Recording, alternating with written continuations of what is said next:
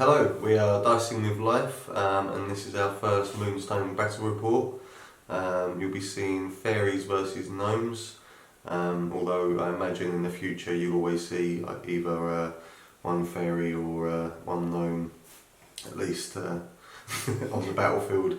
I'm a fairy and she's a... I'm a goblin usually, so this is my first time playing the gnomes. I'm not really sure how they're going to do against fairies. Probably not that great, but we'll see what happens. So hope you enjoy it. This is my troop for today. We've got Mama Gimbal. You can't really play gnomes without Mama Gimbal. And then Quarrel. He's got quite a long range, so I'm hoping that will come in useful. The gnomish airship, which I just got recently, and I'm really looking forward to giving that a go. And we've got Young Jack. He's the melee character of this troop, and then Braddock as well. He's another sort of support character that I've added in as the fifth one. So let's see how they do. So today I'll be taking the fairies. I have the Fencer, Butterfingers, Freya, Wasp and Tito. The main reason I brought these is because they're painted, so why not?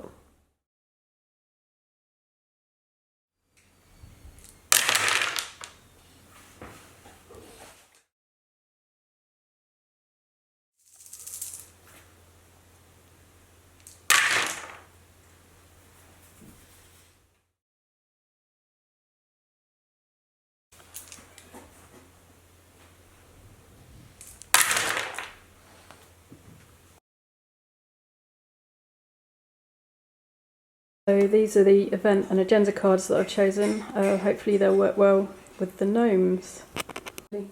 Okay, and these are the event and agenda cards that I've got. Should help me quite a bit, I imagine. We'll see. So we're ready to start, and here's all the gnomes set up ready to get up to some shenanigans. And over there you can see the fairies hiding behind trees mainly.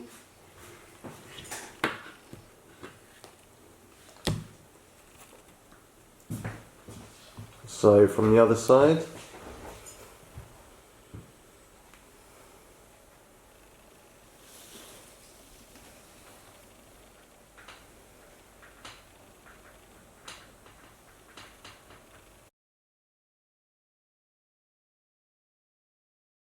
So I'm going to move Braddock. He's going to take a jog over to this Moonstone and then use his energy to tick it up. One Moonstone for him. so activating Tito, who's just going to do a jog action to here.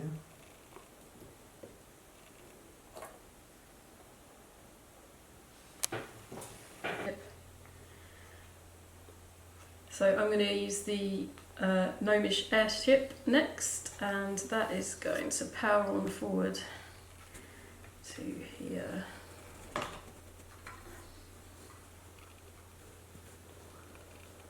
I'm done. Activating Butterfingers, who's going to take a jog action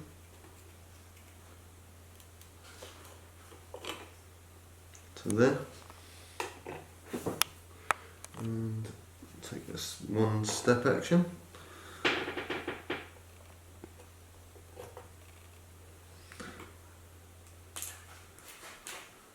And another step action. So Young Jack's going to press on forward next. So he is taking a jog this way.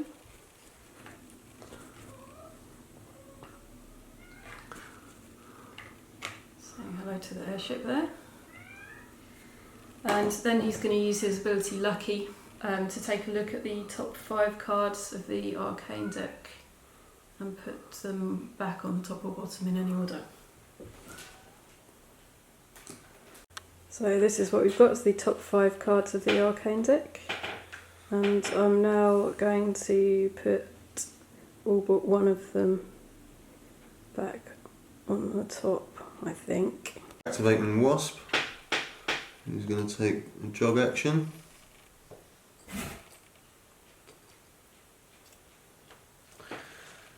And a step.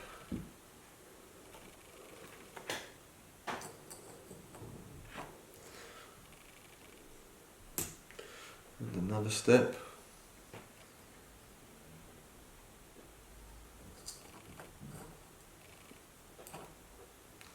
And why not?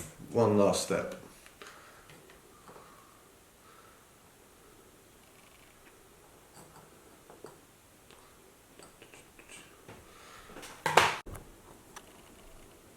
So Quarrels gets to have his turn now, and he's going to dig this moonstone here for one.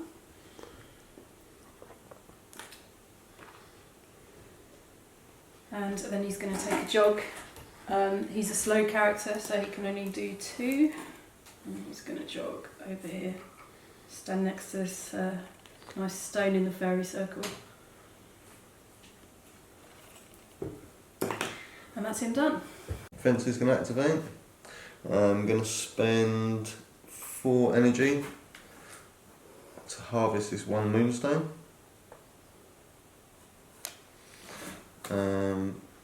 Then I am going to jog 2.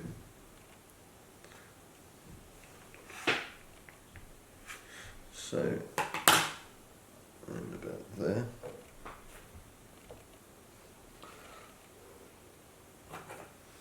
And that is that. So Quarrel's going to take a reaction step to the fencer, and so he's moving over here. So Mama Gimbal's starting her turn now, and she's going to use Mother's Love on Graddock. So what that does is it allows her to move 2 inches directly towards Graddock, and then Graddock will move 2 inches directly towards her and restore 2 wounds, but he hasn't got any at the moment, so we won't be doing that. So first off, she's moving 2 inches over this way.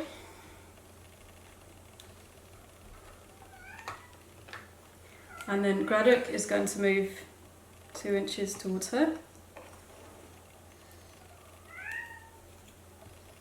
And nothing with the wounds. She's then going to take her jog action. She's also a slow character, so she only gets to go 2. And she's going to jog 2 over here.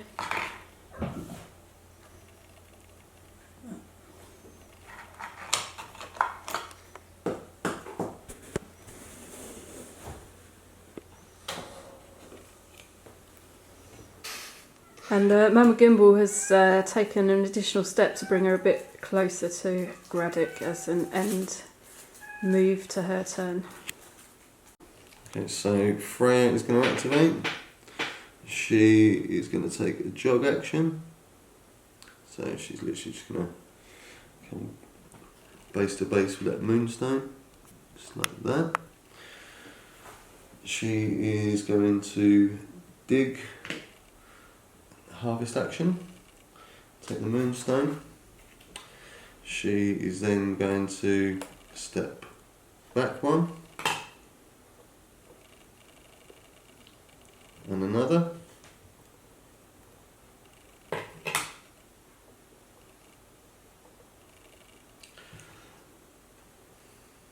and another.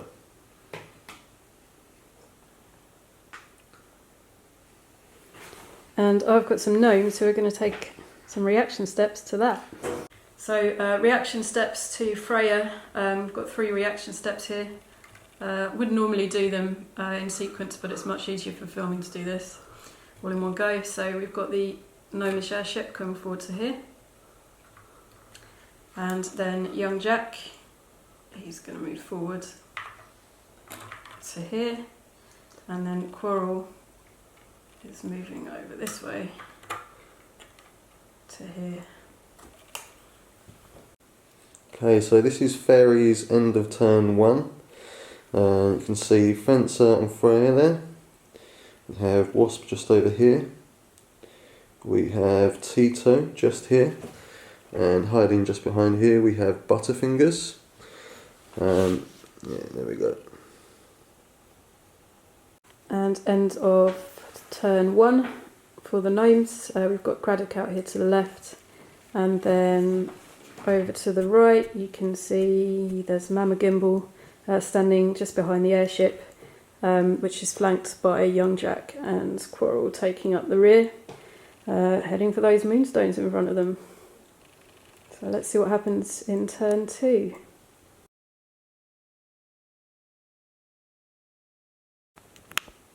So rolling off for turn 2, and it's gnomes with the initiative again. So Craddock is going to activate first, and he is taking his jog action, which is limited to 2 because he's got a moonstone, and he is going to jog over this way. So he's kind of hanging onto the fairy circle there. Oh no! There. And then Craddock is going to use snare traps for a cost of 2 to shoot at Butterfingers, who is here. And he's got a range of 14 on that. So his arcane is currently 3, thanks to Mama Gimbal. So 1, 2, 3. So I need greens, and this is what I've got. So Craddock is saying green 3. Bluff. And it's not a bluff. Yeah, damn it. How much damage does that do? So Craddock gets to do that again because Chris called bluff and it was not a bluff. And Craddock is saying this time green 1. Bluff. And it is not a bluff. So Chris has decided to use ninja reactions to negate all that damage. So Craddock's a bit down in the dumps now. None of that worked. But never mind. On to the next ones. Okay, activating Wasp, who's going to take a jog action.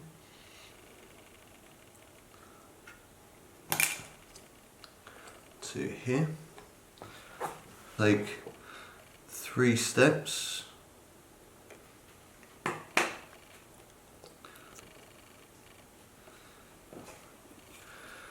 To be within 2 of Craddock, outside of his melee range. And I'm going to buy an attack. So this is Craddock's hand for melee.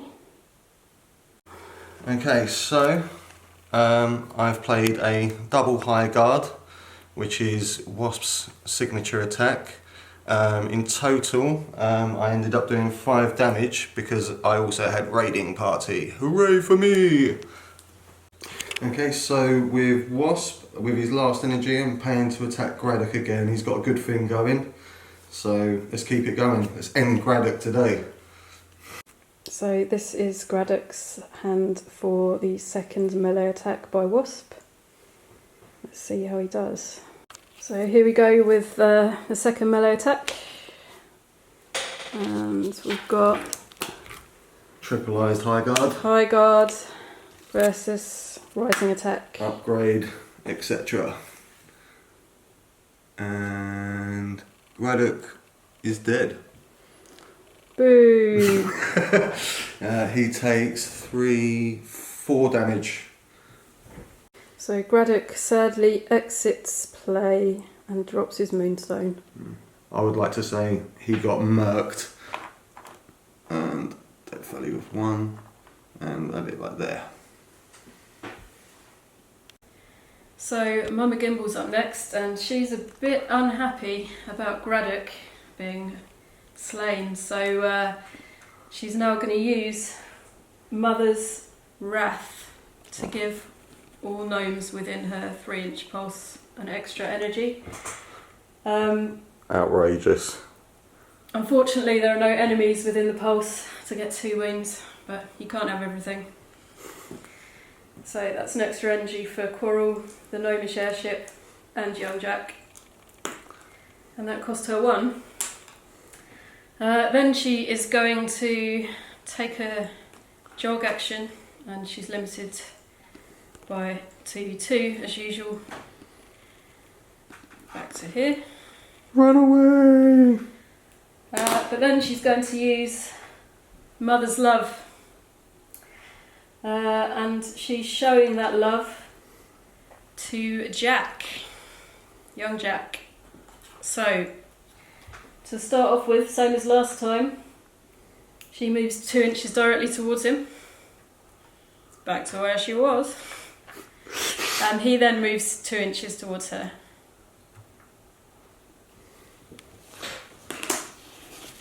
And he has no wounds to restore. Okay, so activating Butterfingers.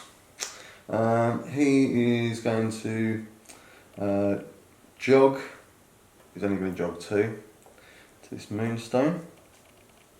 Make sure he's base to base of it. There we go. He's going to spend 4 to dig that out. And he's going to take a step back.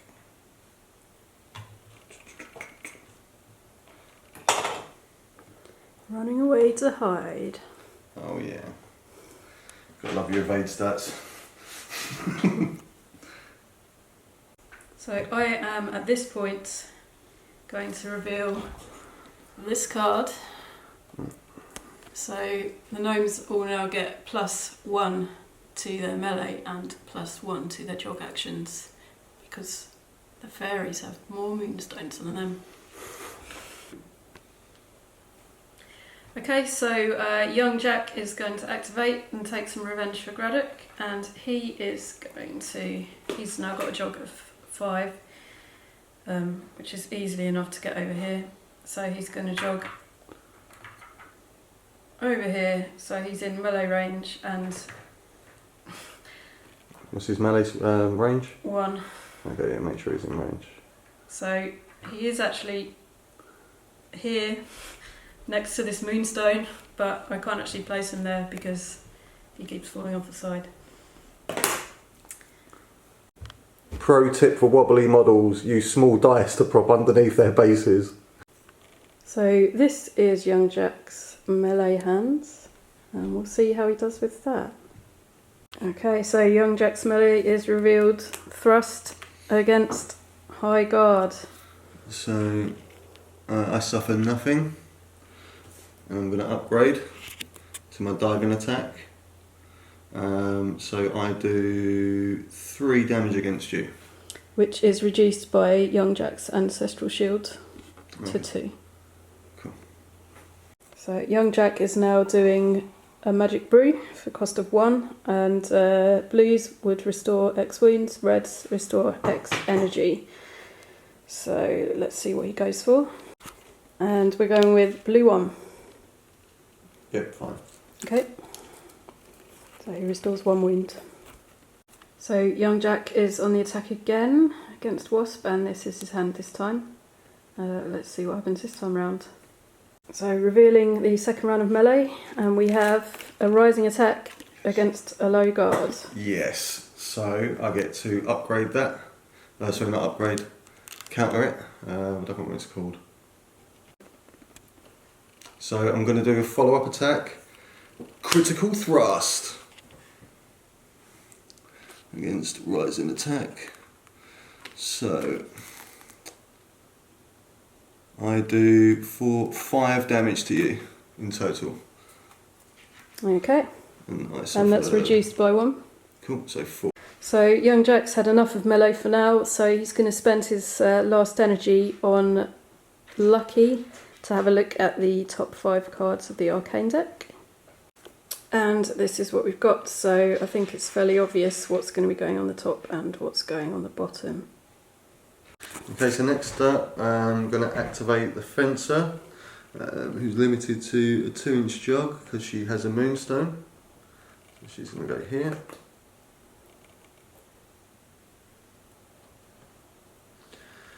and is now going to step 4 times and basically just get to here. So the Gnomish airship is going to use bolt thrower on Butterfingers. Poor Butterfingers. I don't know, I think he's asking for it really. He's trying to hide like that. So this costs 1. And I need greens. Okay. So I'm on arcane 4. Okay, -2. Okay, so this is my resist hand for the Gnomish airship attacking Butterfingers. And this is the airship's arcane hand. So green 3. Okay. Okay, so that's 5 damage to Butterfingers. So the airship has still got 3 energy left, thanks to Mama Gimbal, so it is going to use 2 of those energy to reload.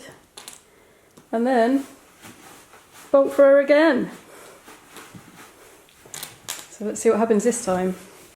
So this is the airship's hand this time. So the airship is going with blue 1. Blue 1? Yeah, blue 1. And these greens, right? Yeah. Okay.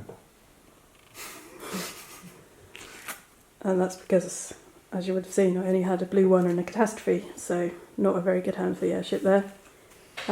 Onto the fairies' turn. So the airship, in all the drama, completely forgot that it could also take a jog action. So it's just going to jog over this way to here. Now it's done. Good. Okay, so Freya is going to activate. She's going to jog. Basically take 3 steps to here. Is now going to heal Butterfingers. So I'll be using healing to heal Butterfingers. Restores X+1 wounds on a blue. I will call blue 3. Yes, okay. Okay, so Butterfingers heals 4. So it's got 1 wound remaining. Okay, so I'm going to be activating Coral, who is moving to here.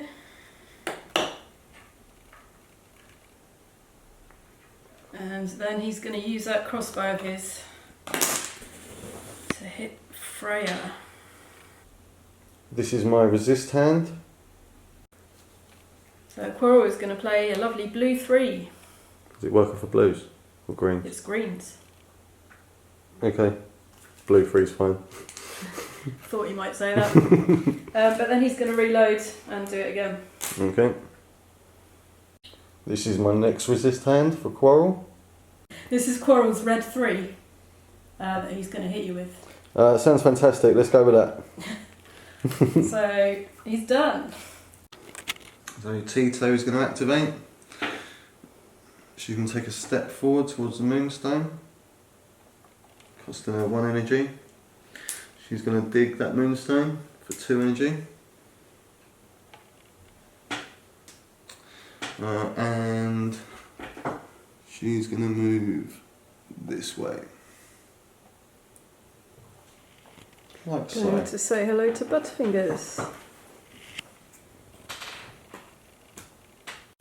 So Mama Gimbal is going to take a reaction step to Tito moving there, and she's going to move forward to where Chris's finger is. Here. There. So at the end of round 2, turn 2 even, Graddock is unfortunately deceased. and all the fairies are still in play.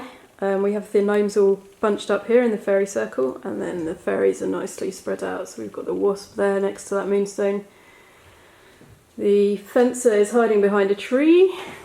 Freya's out in the open there, and then Tito and Butterfingers are hiding around that way with their moonstones. So we're at the beginning of the replenish step for turn 3, and it's great news for young Jack because he's miraculously recovered. So he's restoring all of his 5 wounds that he took last turn. So young Jack is currently holding up one of the initiative dice, so we're going to roll the same dice separately to see who goes first this time. I have a 3. And Chris has a 5. So I get a +1 because I was the player that started with initiative, but it's still not enough to beat the 5, so the fairies go first. Let's see what happens. So Wasp is going to activate. He's going to take a 1-inch step back.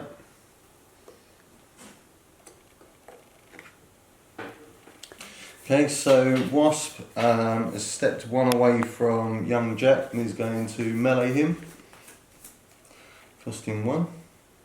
So this is young Jack's resisting hand for the melee.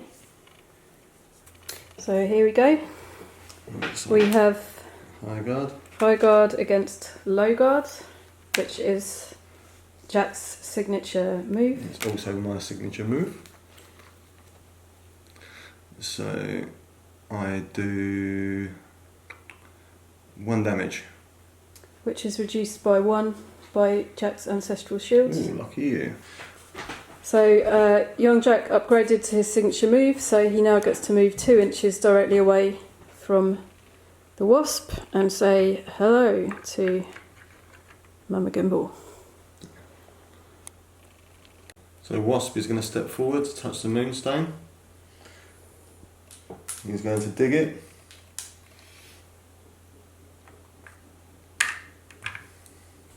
And then jog away.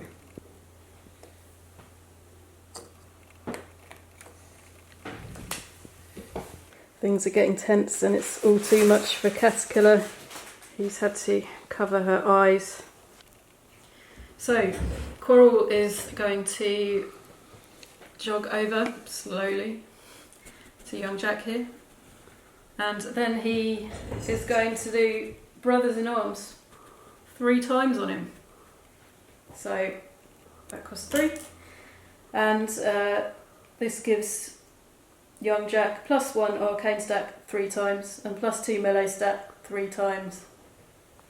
He's done. Okay, so Butterfingers is going to activate. He's going to take a 2-inch jog action. He is then going to step.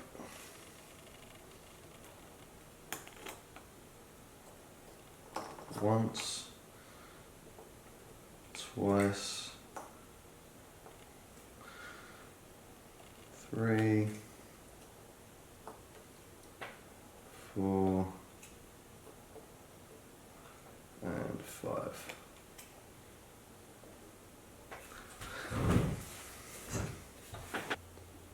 So the airship is going to activate and it's going to take a bit of a jog over this way. So sitting next to the wasp there. And then it's going to use its dropping bombs ability. So this is a 2-inch pulse. All models within pulse suffer X +1 magical damage and are moved X directly away. So this is my resist hand against the airship. And the airship is going to do a blue 3 of damage, and if I'd have needed 3s this game then I'd be in a lot of luck, but I'm not having much luck with greens. Okay, by the end of that, obviously Wasp took no damage. And the airship is going to use this final energy to take a step. but I haven't decided which direction yet. So the airship is going to take a step, decided this way.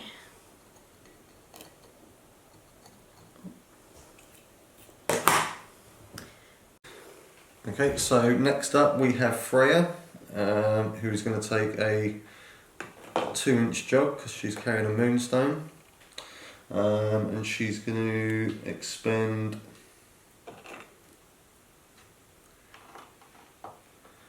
4 energy to get to there.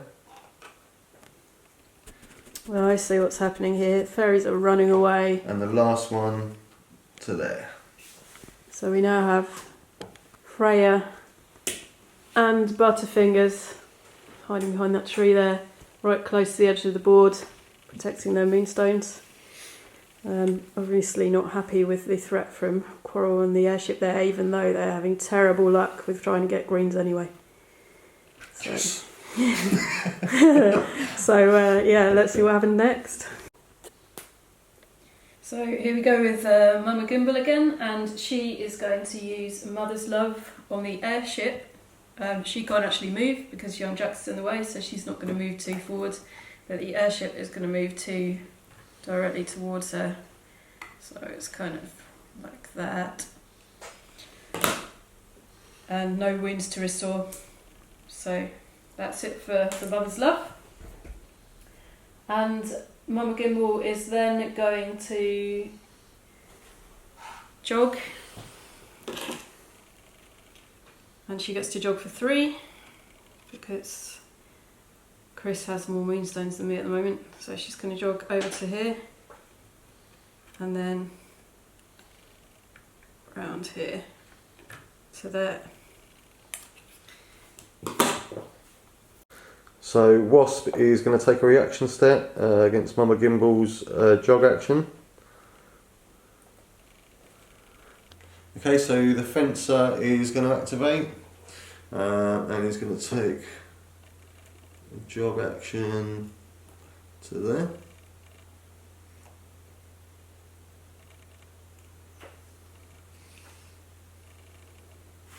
And he's going to take 1 step to there. So this is just going to go like very, very close to there. And that is it. So young Jack is who I've got left to activate, and he is going to take a jog over this way towards the Wasp. So his jog's currently 5, so he can end up about here.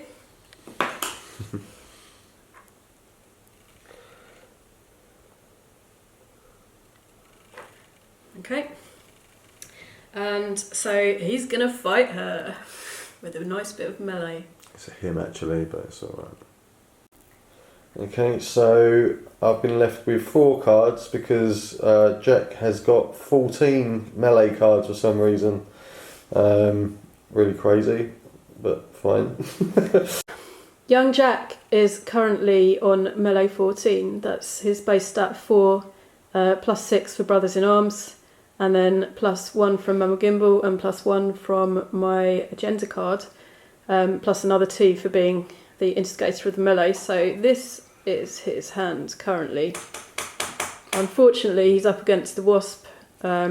He cannot be hit by criticals, which is a real shame. But we're still going to give this a good go and see what happens. So here we go with young Jack, and we have Rising Attack versus High Guard. High Guard. Okay. So young Jack does 4 damage in total against the High Guard. So it's a base of 2 plus another 2 because it's slicing melee damage. Okay, so I've decided I'm going to upgrade to Diving Attack, which does a total of 2 damage to you. And that is reduced by 1 by Jack's Ancestral Shield. Okay, so the fencer is going to take a reaction step and be removed from play. Wimping out of the action.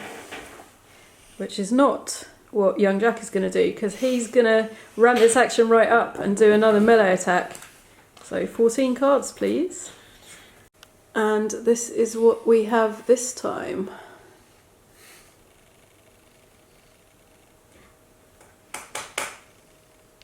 So here we go. We have a thrust versus a low guard. A low guard. So this is piercing damage. So it means young Jack does +1. So that is 2 damage to the wasp. So that is wasp dead. And the wasp does nothing. So Glad I took the gamble there because I wasn't sure if you were going to choose the high guard or the low guard, but I thought you might be tricksy after the last one. Yeah, I was tempted to actually do a frost myself because I was like, that's probably the only one that's going to damage me with them two. So I was tempted, but yeah, it is what it is. The cards you got in your hands were interesting actually. It was tricky for me to figure out which one was the best option, but it looks like I made the right call. So Wasp is dropping that Moonstone right next to young Jack there. It's alright, Wasp, I forgive you. I forgive you, bud. So there's that Moonstone there, and guess what young Jack's going to do with his last energy? He's going to pick that Moonstone up. So here we go. Oh. Kind of disappointed he doesn't get to do another super overpowered attack, to be honest. Should have held back on that damage there. Yeah, you're pleased, yeah. Okay, so Tito is going to activate. She's going to take a 2-inch jog, just to there. She's then going to basically go 6 steps. So I'll just do this.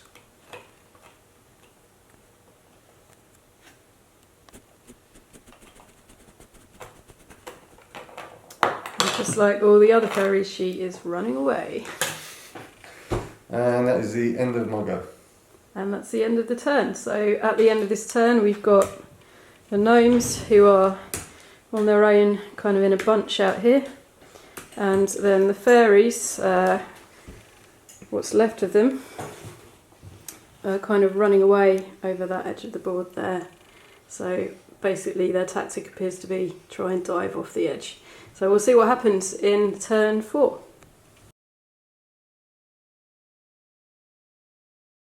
Okay, so it's the beginning of round 4 and we're going to roll for initiative. Chris has got a 6, so I think he's probably going to go first. Yes, I got a measly 1, so now we get to see which fairy is going to jump off the edge first. And which one is it, Chris?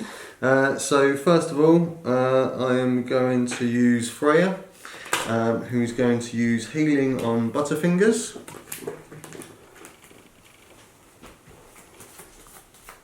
Who is hiding behind this tree. Not good to see him just there, yeah. Okay, so he needs blues. Blues? Yeah, he needs blues. And blue 3. And yeah, I mean, whatever. It doesn't really make much difference at this point because I don't think I'm going to be able to hit Butterfingers anyway, so yeah. We'll go with a 3 blue, fine. Cool. Okay, so Freya is going to take a brave jog action off the board with a ever so heavy Moonstone, keeping that one safe. And Tito's just left sitting there wondering what is going on with all her friends. Okay, so the gnomish airship is going to make its move first this turn, and it is taking a bit of a jog towards Tito. To there. And then it's reloading its bolt thrower for 2, and then taking a shot with that last energy. Fingers crossed I might get a green this time. Let's see what happens. Was it a Tito? Yeah. Okay, cool. 1 second. Okay, so airship's just advanced. I am going to reaction step Butterfingers 1 back to there. Additionally, I am using 3 energy to cast bolt thrower back at the airship. So let's see how this goes for me. So Tito is throwing the bolt thrower back at the airship, and this is my defending hand for this go. So I used an ability called Arcane Reflection. So I'm calling Catastrophe. I'm obviously going to say that's a bluff, even though it probably isn't. Okay, it is not a bluff. so it can't be used for the remainder of the game, and it also causes 2 wounds, and it proxies off of what, blues or greens? Greens. Greens. And I'll leave it at that. So I'm using Butterfingers, who is going to be incredibly brave and take a 2-inch jog towards this table edge, and then incredibly, even more bravely, step off. And that's goodbye to another fairy, so there's currently only one left in play, which is Tito. Can the gnomes defeat her? I'm thinking probably not, but they're going to give it a try. Okay, so next up for the gnomes is young Jack, and he is going to use his magic brew first of all, for a cost of 1. So this is needing reds or blues to restore wounds or give energy. So this is my resist hand. And this is my red 1 for Jack. I'll allow it. Okay, so Jack gets 1 extra energy. Young Jack is now going to take a jog action just because he can, no real reason for it, towards the airship just to say hello to the gnomes piloting this airship. And then he is going to use Lucky for a cost of 1. Just to have a look at the top 5 cards on the arcane deck. So this is what we've got as the top 5 cards on the arcane deck, and I'm now going to redistribute them to the top and bottom of the deck. So Tito is going to activate. She's going to do the super exciting thing of jogging 2 inches towards the table edge. Just to there. Whee! Well done, Tito. Let's see if she's still in range of Quarrel. I'm hoping she is. Me too. Just for jokes. So here we go. Here we go with Quarrel. Okay, so Quarrel's gonna futilely just head towards Tito. I mean, why not? And so he's jogged to there. Should he shoot? I don't know, it's pretty pointless, but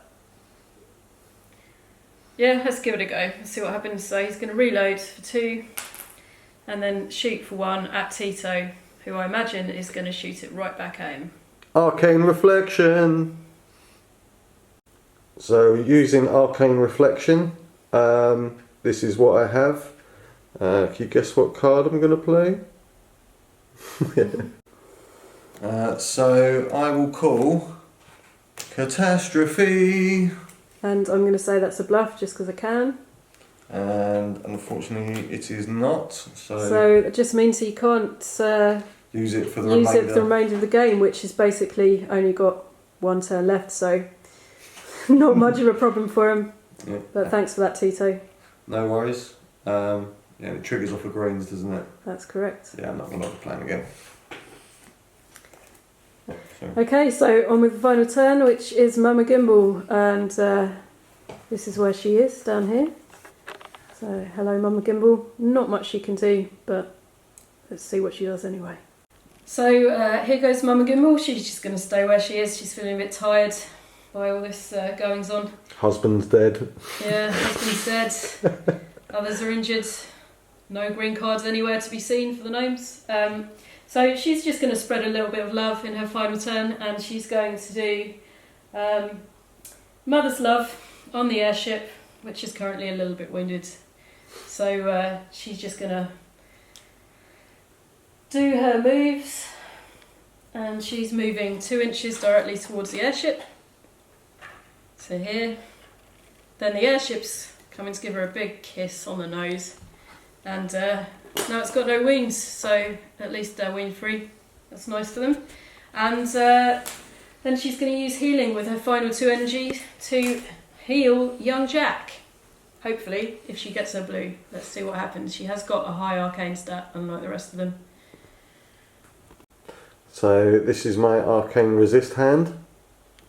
And Mama Gimbal is going for blue 2. It's the end of the game. I don't care if you heal again, so I'm going to call you bluff.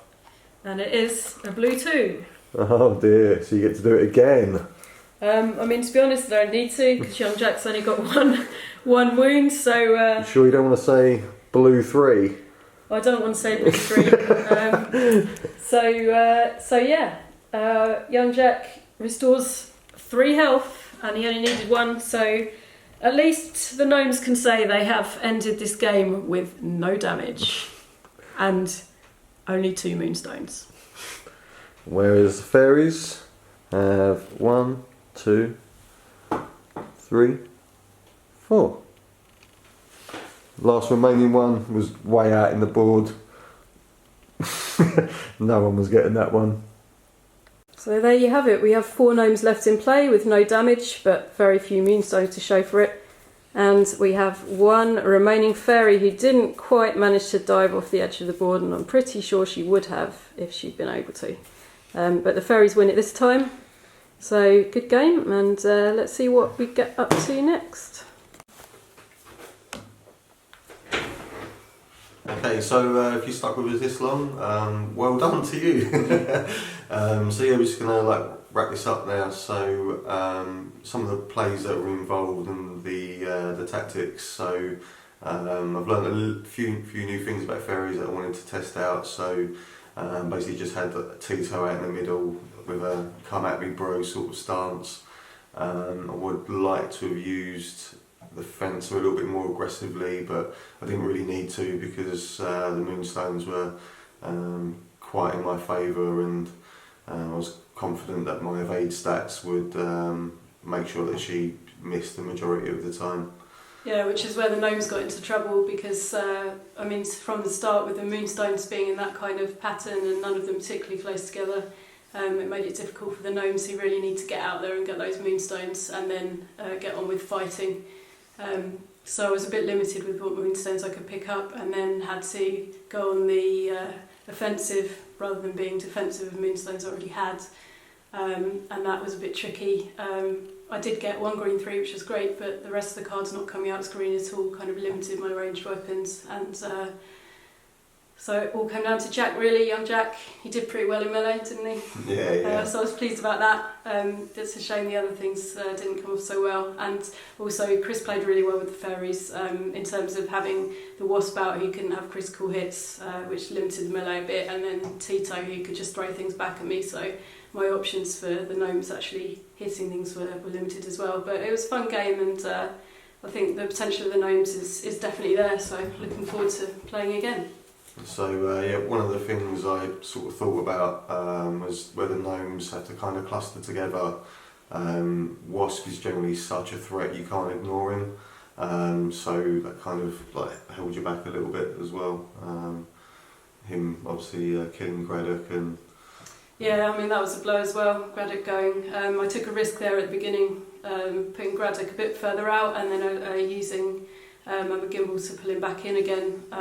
But really I wouldn't have been able to get more than 1 moonstone very easily if I hadn't have put him out there, and he seemed like the best option for carrying moonstone. I definitely didn't want Jack to do it, and the airship can't carry moonstones, so it was between Mama Gimbal and Quarrel had already been assigned a moonstone, so it was between Mama Gimbal and Braddock, and I really needed to keep Mama Gimbal more central so she could buff the others, so it was a risk and it didn't really pay off, but it was worth a try. The unpredictability of Moonstone. Yeah. Alright guys, thank you for watching, have a good day.